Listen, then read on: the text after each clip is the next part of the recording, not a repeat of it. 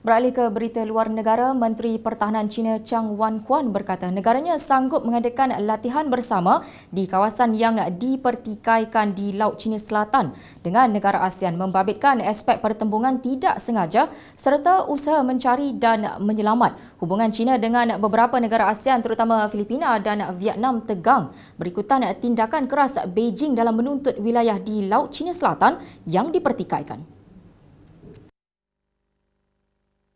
China mempunyai tuntutan bertindih dengan Vietnam, Filipina, Malaysia, Taiwan dan Brunei di Laut China Selatan yang menjadi laluan perdagangan bernilai $5 trilion Amerika setiap tahun. Chang memberitahu rakan sejawatannya dari 10 negara anggota ASEAN pada sidang kemuncak tidak rasmi di Beijing bahawa apa yang perlu dilakukan ialah berusaha untuk memantapkan hubungan dan mengekalkan kestabilan serantau.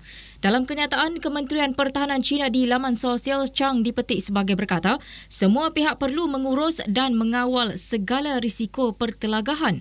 Menurut kenyataan itu, tanpa memberikan butirannya, China sanggup mengadakan latihan bersama dengan negara ASEAN tahun depan di Laut China Selatan berhubung peraturan pertembungan tidak sengaja di laut, operasi mencari dan menyelamat serta bantuan bencana. Laporan media menyatakan Amerika Syarikat membuat keputusan untuk melaksanakan operasi kebebasan pelayaran dalam kawasan Had 12 Batu Nautika yang ditetapkan China di sekitar pulau dan terumbu karang di Kepulauan Spratly.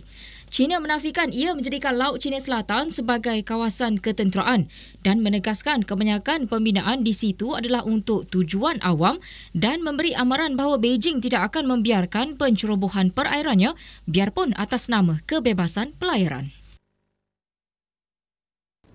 Dalam perkembangan lain, Mesir, Jepun, Senegal, Uruguay dan Ukraine dipilih sebagai anggota Majlis Keselamatan Pertubuhan Bangsa-Bangsa Bersatu PBB. Perhimpunan Agung dengan 193 negara anggota itu memilih Mesir dengan 179 undi, Jepun 184, Senegal 187, Ukraine 177, manakala Uruguay 185. Semua 5 negara terbabit dipilih tanpa dibantah. Negara berkenaan menggantikan Chad, Chile, Jordan, Lithuania dan Nigeria dalam majlis itu bermula 1 Januari depan. Majlis Keselamatan terdiri daripada 10 anggota dipilih, 5 diundi setiap tahun. Manakala 5 anggota tetap negara kuasa veto adalah Amerika Syarikat, Britain, Perancis, China dan Rusia. Majlis itu satu-satunya badan PBB yang boleh membuat keputusan yang dimeterai secara sah. Di Nigeria, seramai 42 orang maut selepas sekumpulan pengebom berani mati melakukan serangan terhadap sebuah masjid di Maiduguri di timur laut negara itu semalam.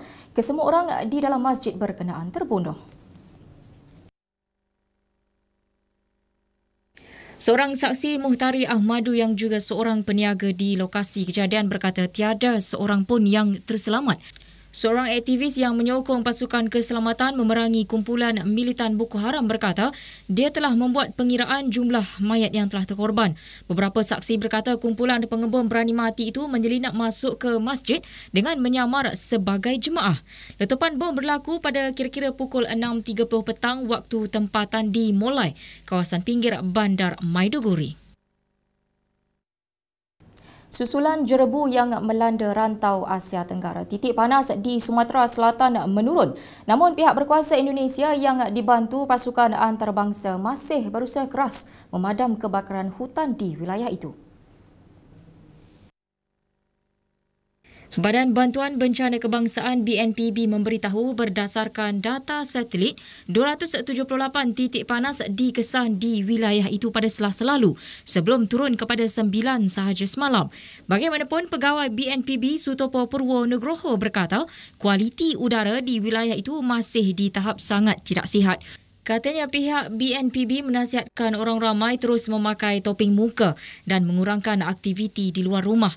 Menurutnya, operasi memadam kebakaran hutan masih diteruskan seperti biasa. Kebakaran hutan yang berpunca daripada aktiviti pembersihan tanah menjadi punca utama jerebu yang melanda rantau ini lebih sebulan lalu. Operasi memadam kebakaran hutan di Indonesia itu kini disertai Malaysia, Singapura dan Australia. Saudara, semoga paparan kami sebentar tadi memberi informasi kepada anda untuk menjadi warga yang lebih berinspirasi dan penuh motivasi. Ikuti kami di hari esok di waktu yang sama. Laporan yang terbaik pastinya menanti anda. Saya Deti Zaidi. Dan saya Azam Abdullah. Assalamualaikum dan sejahtera Malaysia.